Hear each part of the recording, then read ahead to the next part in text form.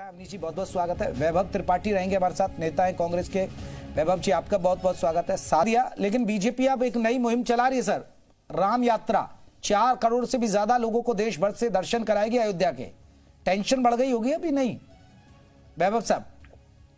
देखिए, ऐसा है कि जहां राम के बच्चों को मारा जा रहा हो मणिपुर में निर्ममता से, बेटियों को असमत लूटी जा रही हो, वो राम कहाँ इनके साथ है?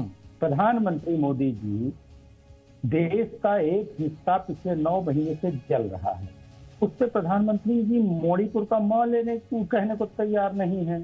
सवाल तो ये है ना, क्या राम प्रसन्न होंगे कि देश के एक हिस्से में इस तरीके से तबाही चल रही है और प्रधानमंत्री मौन है, अपनी जिम्मेदारियों से पीछा छुड़ा के भाग रहे हैं? सवाल ये है, आप जो बात कह रहे हैं कि आस्था पे धार विपक्ष है तैयार, विपक्ष पूरी तरीके से तैयार है।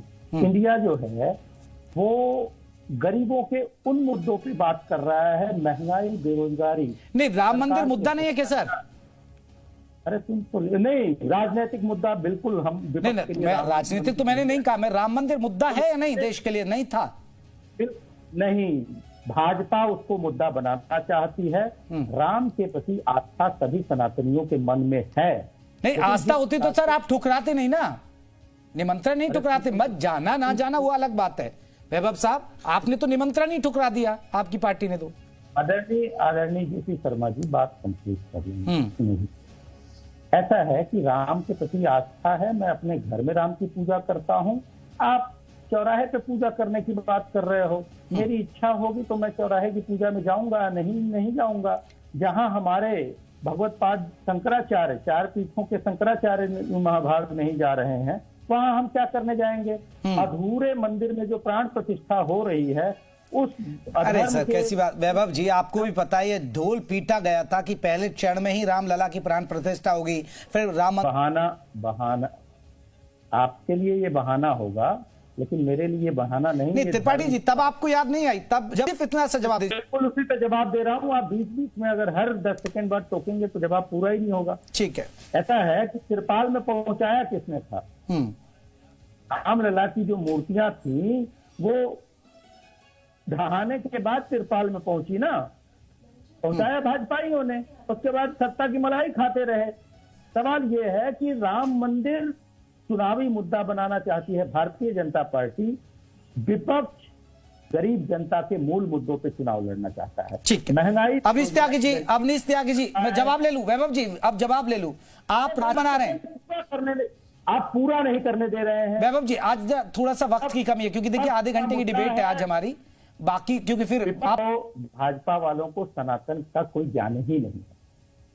भगवत पाद शंकराचार्य और धर्मशास्त्र से अलग होकर जो ये सनातन की बात कर रहे हैं वो छोटी बात है, और ये सिर्फ इन्होंने एकदम एक बात जो कही उसी को मैं आगे बढ़ाता हूं। भाजपा के पास कोई मुद्दा नहीं है, मुंह नहीं है, चेहरा नहीं है, ये अपने हर वादे पे नाकाम हुए हैं। देश महंगाई बेरोजगारी से त्रस्त है। यही बगल के बिहार क्षेत्र में, बिहार में यूपी के यही भाजपा के प्रवक्ता और नेताओं के बच्चे जाके बिहार में नौकरी कर रहे हैं और मुंह छिपाते फिर रहे हैं कि हमारे बच्चों को अगर योगी आदित्यनाथ वैकेंसी निकालते तो हमारे बच्चों को यूपी में नौकरी मिलती। तो इन सारे मुद्दों से कैसे मुंह छिपाएं? तो ये जो राम यात्रा निकाल रहे हैं, जनता के बीच अपनी सरकार की उपलब्धियों को लेके नहीं जाने के योग्य ये बच्चे हैं। त्यागी जी रुकिए, अभी त्यागी जी आपकी आवाज नहीं आ रही है। इस वजह से ये भाग रहे हैं, इस वजह से ये राम भगवान की ओट लेके भाग रहे हैं। बिल्कुल ओट लेना जानते हैं स्थिति का है, ये मामा मारी की भांति स्वर्ण मृग बन के। वैभव साहब, आपको नहीं पता कि अभी पुलिस की भर्ती भी निकली है यूपी में, इतनी लंबी चौड़ी, जिसमें आयु सीमा में भी छूट दी गई थी। चढ़ा है कितने भाई, मैं आपको पिछले 7 साल योगी जी की और लगभग 9.5 साल मोदी जी की कुल संख्या बता दीजिए कितनी नौकरी निकाली थी। ठीक है त्यागी जी जवाब दीजिए। सिर्फ आप मुद्दों से भटकाने के लिए राम मंदिर के मुद्दे को छाल रहे हैं, इसलिए राम के पीछे छिप रहे हैं, लेकिन हनुमान जी पीछे से ही कदा इनके पीठ में फोड़ेंगे। सरकारों ने केंद्र की और जनता संतुष्ट होती है तो उसका इनाम मिलता है वोटों में, उसका इनाम मिलता है प्यार में, समर्थन में, और वो समर्थन लगातार। 3 मंत्री हैं, प्रदेश सरकार के, और यहाँ से प्रधानमंत्री भी हैं। आप एक दिन आ जाइए, मैं उन मंत्रियों के पीछे वाली गली आपको घुमा दूंगा, आपको विकास का पता चल जाएगा।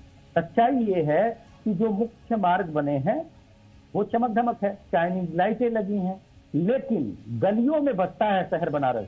आप गलियों में चलिए, खुले हुए सीवर, महकती हुई गलियां आपको बता देंगी, आपको दिखा देंगी कि कितना विकास हुआ है। जो बाहर से मीडिया के माध्यम से ये पोस्टरिंग करके एक अरे वैभव जी, मैं गलियों में ही घुमा हूं वैभव जी, हम और आप कई बार मिले भी हैं, ऐसा नहीं है एक एक गली में घुमा हूं मैं बनारस में। ये तब दिखाऊंगा। लेकिन दूसरी बात और जो आप रोजगार की कह रहे थे, मंदिर के आसपास जो कुछ पॉपुलेशन है, सिर्फ वही नहीं देश का हिस्सा है।